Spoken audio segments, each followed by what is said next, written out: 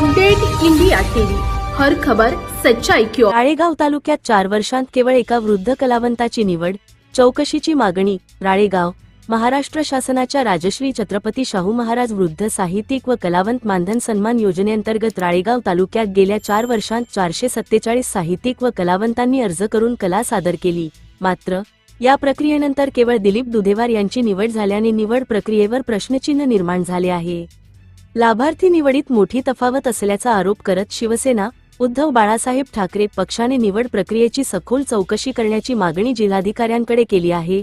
जिल्ह्यात पुसद येथे 53, उमरखेड 40, दारवा 28 आणि महागाव येथे 23 लाभार्थी निवडले गेल्याचे निवेदनात नमूद करण्यात आले आहे। तुलनेत राळेगावसह काही तालुक्यांमध्ये निवडीची संख्या अत्यल्प असल्याचा दावा करण्यात आला आहे।